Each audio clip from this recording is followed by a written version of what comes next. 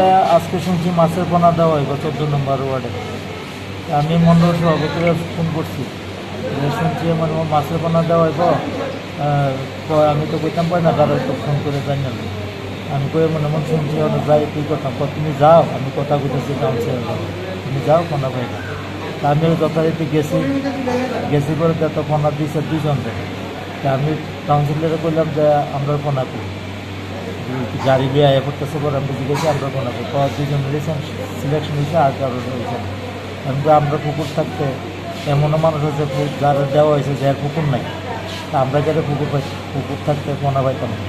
দেখো যেটা সিলেকশন হয়েছে এইটাই, বুঝতে কোনো কথা বলছি না। আমার লাগে হ্যাঁ তরকার থেকে শুরু করছে, আমি জানি তরকার তৈরি করতেছি, আমরা পুকুর আছে পোনা পাইতাম না করে পোনা হইতো না। যে সিলেকশন হয়েছে তা ওই দিয়ে পাই বাদ দিয়ে পাইতাম।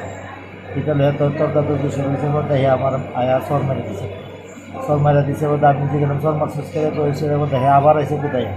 তখন আমিও সর মারতাম গেছি, তখন হাতা তুলছে হাতা দিয়েছে বলতে হ্যাঁ আমার এটা ঠিকাদার নিতে দাবি করছেন কিতা ডাক্তার করছেন নিতে ব্যালেন্সারে দিন আমি দেহা আমার ভালো দিচ্ছে।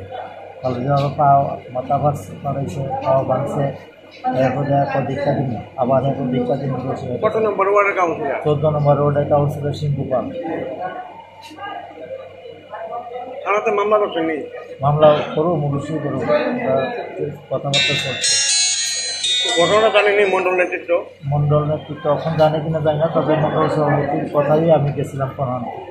এবং আরেকটা কথা আমি কয়ে রাখি, গত কিছুদিন আগে যে বন্যা হয়েছিল তখন কাউন্সিলর সিংকুপালের ভাই ওই বন্যার যে আমরা সবাই পাড়ার যারা ওয়ার্ডের আমরা কর্মকর্তারা আছে সবাই আমরা অ্যারেঞ্জমেন্ট করছিলাম থাকার লেগে, যারা বন্যার ক্ষতিগ্রস্ত হয়েছে জল উঠছে। সিংহপালের ভাই রাত্রেবেলা গিয়ে সেটা এরকম মাংস দিয়ে বাদ দিতে গেল, তখন পাওয়া হয়েছে যে মাংসের অ্যারেঞ্জমেন্ট নাই। তখন ওইখানেও হাতাহাতি করছে, আমরা কয়েকজন কার্যকর্তারা মারছে সিংহপালের ভাই, কিন্তু এটা কোনো বিচার হয়েছে না আমার কাছে।